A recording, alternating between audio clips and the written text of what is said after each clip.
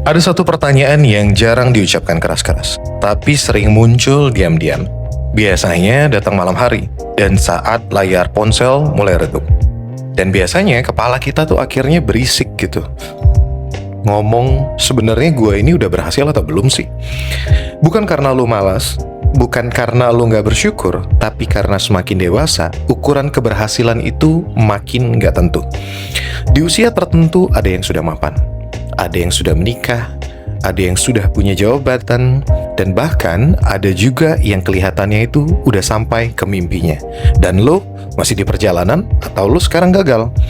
Pertanyaannya adalah, gue itu telat atau memang belum waktunya untuk berhasil? Di episode Suara Pikiran kali ini, kita bakal ngobrol pelan soal satu hal yang penting. Kapan sebenarnya usia yang pantas untuk bilang bahwa kita tuh sudah berhasil? Bukan menurut orang lain, bukan menurut media sosial, tapi menurut kehidupan yang nyata. Sejak kecil kita diajarkan hidup pakai garis waktu. Sekian tahun sekolah, sekian tahun lulus, sekian tahun bekerja, sekian tahun jadi orang. Dan tanpa sadar, usia berubah jadi alat ukur. Padahal, psikologi perkembangan bilang sesuatu yang berbeda.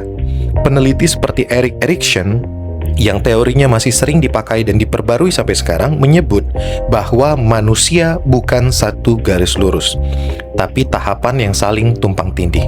Artinya, setiap orang bisa berhasil di fase yang berbeda. Dan itu normal. Masalahnya, kita hidup di era yang tidak sabar.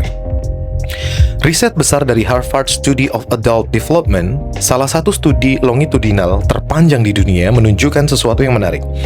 Banyak orang yang dianggap sukses di usia muda justru mengalami krisis makna di usia menengah.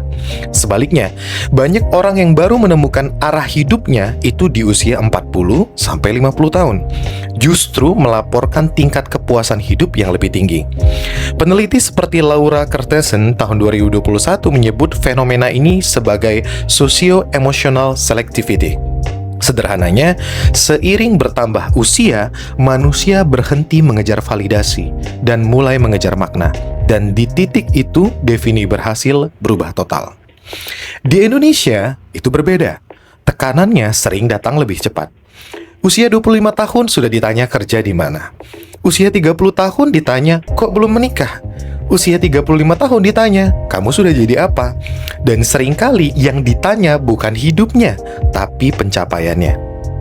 Penelitian tentang budaya kolektif menunjukkan bahwa masyarakat seperti di Indonesia, keberhasilan itu sering dinilai secara relasional. Apakah dia mampu membanggakan keluarganya? Apakah dia hidup sesuai dengan ekspektasi sosial? Ataukah dia tidak menyimpang? Masalahnya, standar ini sering mempertimbangkan kondisi psikologis individu. Makanya, banyak orang terlihat pura-pura berhasil, tapi ternyata dia tidak berhasil. Ini bagian yang paling penting.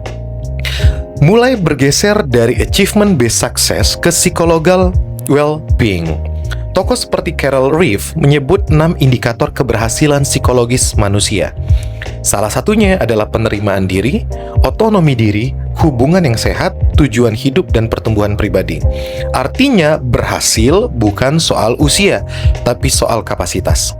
Kapasitas untuk hidup sesuai nilai, kapasitas untuk bertanggung jawab atas pilihan, dan kapasitas untuk tenang atas hidup kita sendiri. Dan kapasitas ini tidak datang di usia yang sama untuk semua orang. Mungkin pertanyaan yang lebih jujur bukan di usia berapa gue berhasil, tapi di titik mana hidup gue mulai terasa milik gue sendiri. Saat lo berhenti membandingkan garis waktu lo dengan orang lain, berhenti hidup demi validasi, dan mulai memilih apa yang lo inginkan, di situ tanpa pengumuman besar, lo sebenarnya sudah berhasil.